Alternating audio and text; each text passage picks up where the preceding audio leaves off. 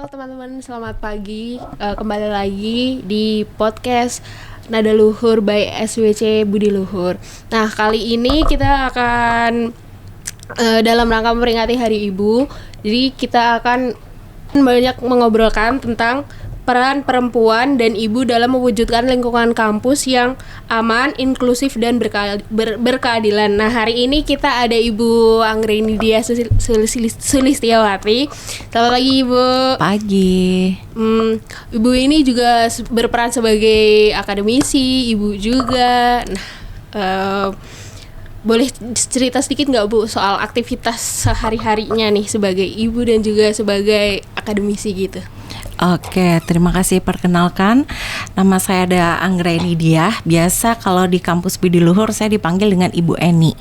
Nah, kebetulan saat ini masih diamanahkan sebagai direktur dari unit kemahasiswaan karir dan alumni di Universitas Budi Luhur sejak tahun 2024. Nah, saya sendiri bekerja itu sebenarnya dari tahun 2000 ya. Jadi kurang lebih sudah 25 tahun mengabdi di Universitas Budi Luhur sebagai dosen. Saat ini posisi saya adalah sebagai seorang istri, sebagai seorang ibu dari satu putra saya yang sudah posisinya ada di kelas 10. Kurang lebih sih seperti itu, Mbak. Baik, Ibu. Nah, kali ini saya mau nanya nih, menurut Ibu tuh apa sih hari makna dalam konteks perempuan masa kini dan khususnya di lingkungan pendidikan gitu? Seperti apa nih, Ibu? Oke, baik. Untuk makna perempuan ya di masa kini dalam lingkungan pendidikan, mungkin sejarahnya kita lihat dari zaman dulu R.A. Kartini ya, di mana beliaulah yang mulai mengajak kita semua bahwa perempuan itu juga harus memiliki pendidikan. Ya, kalau sekarang bahkan pendidikannya setinggi mungkin, bisa dikatakan bisa sama, setara dengan laki-laki. Nah, kenapa tiba-tiba juga berubah ya zamannya gitu, akhirnya perempuan sekarang bisa memiliki pendidikan setara dengan laki-laki? Karena kalau diperhatikan hampir semua perempuan pada saat ini memang memilih bekerja. Sifatnya sih mungkin membantu atau menopang perekonomian keluarga ya, selain mungkin memanfaatkan jenjang pendidikan yang sudah ditempuh sekian lama. Jadi memang pada akhirnya perempuan masa kini itu memang membutuhkan pendidikan yang cukup gitu. Nah, ternyata pendidikan itu nggak terkait masalah jenjang akademik aja. Katakan dari seorang ibu rumah tangga, ternyata dia juga harus memiliki pendidikan. Pendidikan apa? Dalam mengasuh anak yang baik, dalam merawat keluarga dengan baik, dan itu memang ranahnya nggak resmi ya di jalur pendidikan akademik, tapi dengan teknologi yang sangat canggih saat ini, ibu tuh bisa belajar banyak hal dari banyak media. Setuju banget sih, Ibu. Menurut Ibu, makna Hari Ibu sendiri ini sudah cukup dipahami nggak sih sama generasi-generasi muda macam saya ini? Seharusnya sih dipahami ya, tapi ya semoga memang masih memaknai ya. Karena tidak bisa dipungkiri ya, anak itu akan terlahir dari rahim ibunya, yang pasti sudah ekstra punya ikatan batin yang lebih dibandingkan mungkin dengan perempuan-perempuan yang lain yang ada di sekelilingnya. Nah, ibu sendiri sekalipun katakan mungkin seperti saya yang bekerja atau seorang ibu yang full time di rumah gitu kan, tentunya akan selalu menyisihkan atau memiliki waktu untuk membesarkan anaknya dari mulai dalam kandungannya, dilahirkan, kemudian saat bayi kita membesarkan dengan ekstra, bahkan sampai mereka tumbuh dewasa, mereka menikah. Saya rasa memang seorang ibu itu tidak akan pernah berhenti ya mendampingi anaknya sampai akhir hayatnya. Jadi saya rasa kasih sayang seorang ibu yang sangat luar biasa itu, walaupun sekarang generasinya agak sering disebut sebagai Gen Z, Gen Alpha gitu, saya rasa semua tetap kok merasakan betapa besar kasih sayang seorang ibu terhadap anak-anaknya. Nilai-nilai penting banget sih ini, Bu, buat kita sebagai generasi muda untuk mempelajari itu. Terus kayak sebagai perempuan dan ibu nih, nilai prinsip apa yang paling Ibu tanamkan kepada generasi muda saat ini? Oke, yang paling saya tanamkan adalah bahwa kalau saya perhatikan ya sebagai seorang ibu terhadap putra saya, atau sebagai saya kalau di kampus tuh menempatkan diri saya tuh seperti ibu juga bagi seluruh mahasiswa, apalagi unit saya terkait dengan kemahasiswaan ya. Yang saya lihat sudah mulai luntur itu lebih pada attitude-nya ya, lebih pada ke situ. Mungkin gini, ya lebih pada karakter, karena generasi sekarang itu lahir dengan teknologi yang sudah begitu canggih, sehingga mereka tumbuh dengan fasilitas teknologi yang banyak. Mereka lebih fokus pada teknologinya, apa-apa bisa dikerjakan oleh teknologinya. Salah satu komunikasinya menjadi kurang. Komunikasi kurang itu ternyata menurunkan attitude bagi seorang anak. Nah itu jadi sekarang perlu diperhatikan bahwa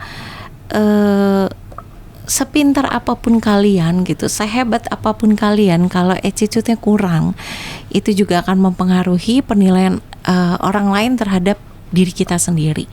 Ya sehingga menurut saya dunia pendidikan sekarang tuh sudah sangat luar biasa ya. Hard skill yang diberikan tuh sudah banyak, dibantu dengan alat-alat yang canggih. Mereka bisa belajar dengan cepat dan maksimal. Tapi soft skill-nya harus juga tetap diasah gitu. Betul ya, Ibu. Iya. Memang untuk pendidikan karakter untuk generasi muda seperti saya ini memang sangat amat penting, apalagi karena udah terdistraksi sama banyak hal di media sosial dan banyak berbagai macam budaya ya, Bu. Betul. Keren sekali. Oke. Jadi apa sih Bu harapannya untuk generasi muda seperti saya, mahasiswi, dalam membangun masa depan yang lebih adil, setara dan berkeadilan gender? Oke, sekarang mungkin perempuan tuh pengennya disetarakan ya Iya betul. Karena dia merasa saya berpendidikan sama, sometimes bisa lebih tinggi bahkan ya dari laki-laki. Terus kalau kita lihat perusahaan-perusahaan sekarang juga tidak membedakan gender loh gitu ya. Kalau dulu tuh masih kadang dibedakan tuh karena gini, perempuan tuh banyak cutinya. Iya betul. Cuti melahirkan lama gitu ya. Nanti anak sakit dia harus cuti gitu ya. Katakan mungkin suami sakit dia harus cuti kembali gitu ya. Kalau sekarang enggak, mereka dikasih kesempatan yang sama persis. Bahkan beberapa pimpinan itu memang juga sosoknya adalah seorang perempuan. Tapi bagi saya, perempuan itu tetap menjadi seorang istri, perempuan itu tetap menjadi seorang ibu dari anak-anaknya, sehingga jangan lupakan kodrat dari seorang perempuan bahwa sepintar-pintarnya kita, setinggi-tingginya kedudukan kita pada saat kita bekerja, tetaplah kita ini sebagai seorang perempuan, sebagai seorang istri dan seorang ibu. Artinya harus tetap diperhatikan, keluarga itu nomor satu. Jangan sampai, contoh misalkan seperti saya, berhasil mensukseskan mahasiswa ya, tapi mungkin karena saya sibuk memperhatikan mahasiswa, jangan-jangan saya lupa memperhatikan keluarga saya. Jangan-jangan nanti yang tidak sukses adalah keluarga saya gitu kan. Nah itu mungkin yang harus diperhatikan, tuh yang pertama ya. Kemudian yang kedua, dengan banyaknya perempuan yang sudah ingin maju setara dengan laki-laki, tentunya saya rasa itu hal yang berat, karena perempuan tetap punya hati yang lebih sensitif gitu ya, punya rasa takut yang lebih besar gitu ya, sehingga kadang-kadang pada saat dia mengalami hal-hal mungkin yang kurang nyaman untuk perempuan, mereka sulit untuk mengungkapkan, karena kesensitifan perempuan itu dia kan mikirnya banyak gitu ya. Kalau saya mengadu nanti efeknya apa ya gitu, berdampak nggak ya gitu, jangan-jangan malah saya yang disalahkan. Sehingga kadang ada banyak perempuan yang mungkin diperlakukan tidak selayaknya, tapi mereka lebih pilih diam, menerima kondisi, padahal sebenarnya itu menjadi sebuah luka gitu kan, yang berbekas, bisa jadi menimbulkan trauma yang justru bisa memberikan dampak terhadap orang-orang yang ada di sekelilingnya gitu ya. Misalkan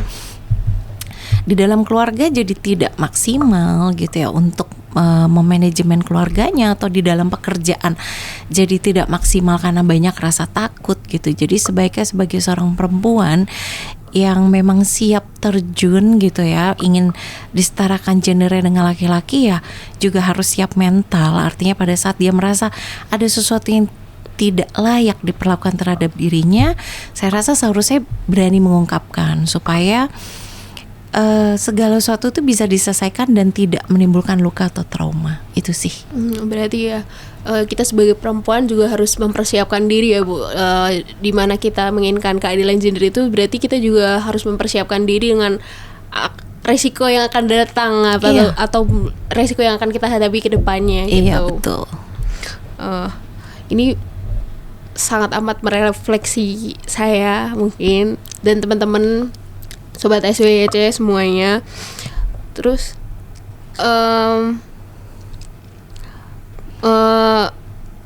mungkin kita nggak berlama-lama sih Ibu.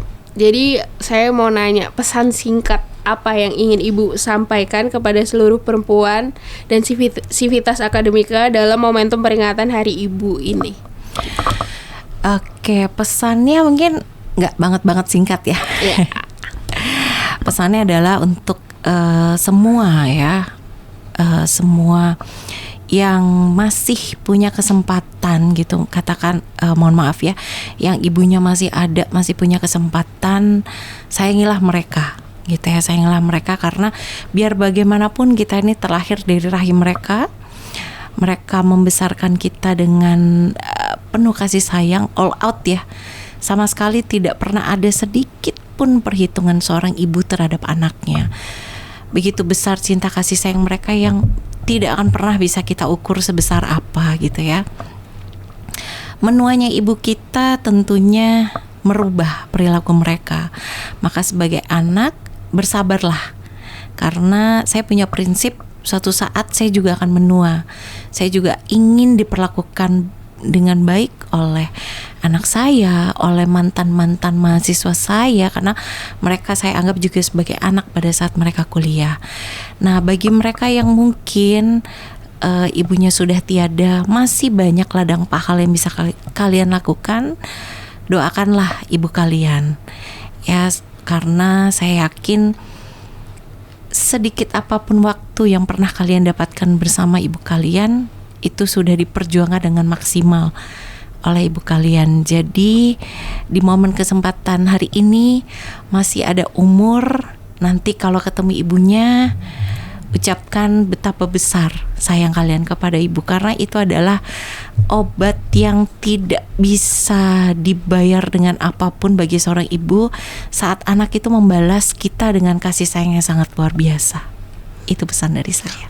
Mungkin ini ya Bu, kalau dari saya sih, kan saya sebagai anak nih, terkadang itu karena kita tidak dibiasakan untuk berbicara atau mengungkapkan perasaan tuh, sebenarnya kita sayang juga sama ibunya gitu, tapi mau mengungkapkannya itu terlalu sulit gitu, kayak kadang malu dan lain sebagainya seperti itu tuh. Oke.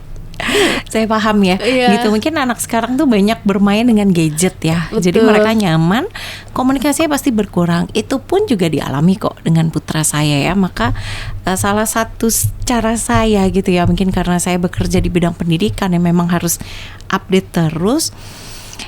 Di rumah itu saya punya 2 versi gitu ya. Satu versi pertama untuk masa depan anak saya menempatkan diri sebagai ibu. Maka saya memberikan nasihat yang sifatnya bisa jadi terkadang satu arah gitu ya. Kalau misalkan saya lihat anak saya sudah mulai mengarah, wah ini maaf ya mungkin mulai nggak bener nih gitu. Sifatnya satu arah, artinya apa yang dikatakan orang tua itu yang harus kamu turuti. Tapi banyak momen yang saya persiapkan diri saya dalam satu versi adalah saya sahabat dari anak saya, sehingga saya selalu meluangkan waktu untuk menanyakan aktivitas dia gitu ya, membiarkan dia bercerita kebahagiaan di hari itu, mungkin kesulitan dia, mungkin hari itu dia ada masalah gitu. Saya biarkan dia bercerita dan saya tidak pernah menjudge bahwa problem yang kamu alami adalah kesalahan kamu, karena itu membuat dia takut, aduh nanti pasti aku dimarahin nih gitu ya. Ya udah biarkan aja dia bercerita, karena setiap anak itu tumbuh tidak harus dalam sebuah kebaikan. Jatuhnya mereka gitu ya, penderitaan mereka itu adalah pelajaran yang sangat luar biasa. Jadi biarkan anak itu mengalami sakit, biarkan anak itu belajar mengobati untuk mereka tumbuh. Kita sebagai orang tua di masa-masa itu sebagai pendamping, jangan mengcover. Kalau mengcover itu ibaratnya, contoh ya, misalkan anak mengalami apa ya, misalkan diledek gitu sama temennya, bagian dari bullying sih. Harusnya yang kita ajarkan ke mereka adalah problem solvingnya dulu. Selesaikan masalahmu gitu. Jangan kita datang, kita protes ke guru atau kita datangi anaknya terus kita komplain ke orang tuanya, nggak seperti itu. Nah, dengan kita membiarkan mereka belajar menyelesaikan masalah, biarkan mereka curhat apapun gitu ya, kesenangan, kebahagiaan, kesedihan, kesusahan, saya rasa itu mulai meruntuhkan tembok yang dia rasa bahwa ini kan orang tua, nanti aku kalau ngomong salah ya gitu kan, nanti aku dimarahin ya gitu. Nah, bagi generasi muda sekarang yang mungkin sudah terlanjur merasa punya rasa itu gitu ya, padahal mungkin orang tuanya sudah bereffort ya, ibunya bereffort, percayalah nggak ada kok terpintas di hati seorang ibu tuh memberikan batas gitu terhadap anaknya bahwa apaan sih gitu, misalkan lebay banget ngomong-ngomong sayang-sayang tumben-tumben, enggak, itu tuh malah kita berharap setiap hari, setiap ketemu, setiap menit, setiap detik mereka selalu mengungkapkan betapa besar sayangnya mereka kepada kita. Bisa dimulai dari hal kecil deh. Kalau misalkan ketemu nggak pede karena nggak biasa gitu ya, aku nggak biasa bu ngomong ke ibu aku, ibu aku sayang ibu gitu, WhatsApp aja dulu. Anak sekarang kan gitu ya, WhatsApp aja dulu, it's okay gitu ya.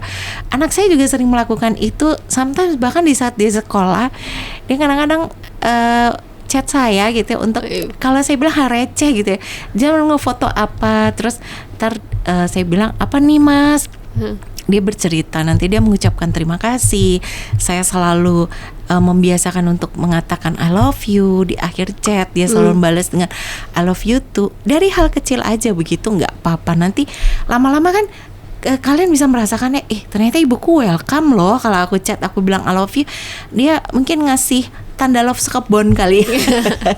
Nah, nanti besoknya kalau ketemu lebih pede dong. Kan dari chat aja ibunya juga bikin. Nah, mulailah dari hal yang pede aja lah dulu. Berarti lebih ke rutinitas harian kecil gitu ya, Bu. Betul.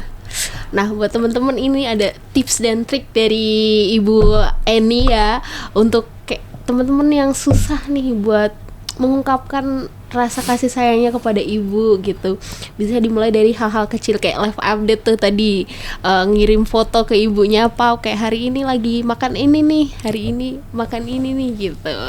Kayak terima kasih ya Ibu atas waktunya sudah menyempatkan hadir di podcast kali ini. Mohon maaf kalau ada kekurangannya. Iya, sama-sama. Buat sobat-sobat SWC, jangan lupa like, comment, dan subscribe.